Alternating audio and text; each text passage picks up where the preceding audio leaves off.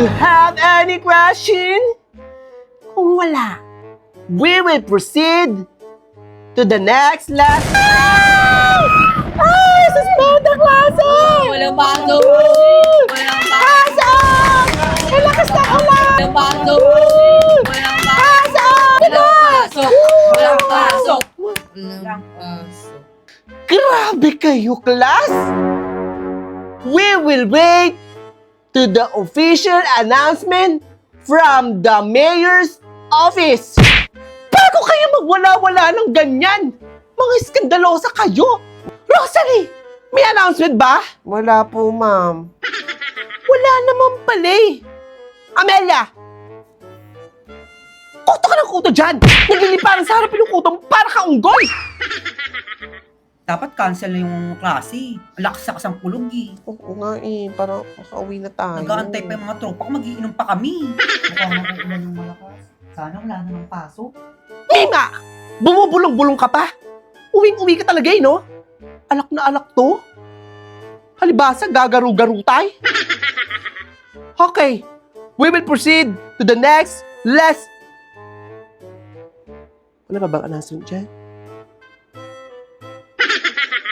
2 hours later. Ang init talaga. Mima, can you paypay nga, Mi? Super hot kasi. Pag nalusaw yung ganda ko, wala na kayong panlalaban sa darating na intrams. You're so ugly pa naman, Mima. Yung blush on mo putok na putok, parang sinasapak-sapak sa labasan. Napaka-arte na itong babaeng to. Kala mo kagandahan. Ay, si Mama dyan na. Hindi naman yung term natin yung teacher. Magpapakwis kahit wala namang tinuturo. Ipasa nyo ang notebook nyo. Nandyan yung mga assignment nyo, ha? Ang walang assignment, absent. Yung assignment, ma'am. Meron ako dyan, ma'am. Assignment ba? Meron po akong assignment. Ito po yung sa akin. Papasa nga, Jazz. Kopya muna ako. Ang assignment na yan.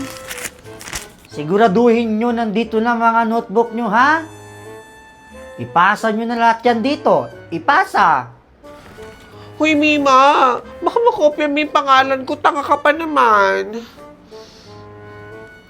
5, 4, 3, 2, 1. Pambilang ng bilang. Pasa na, pasa. Pasa na. Ito po yung assignment ko, mamo. May assignment po ako, umabot po ako. Aray ko, ha? Masakit.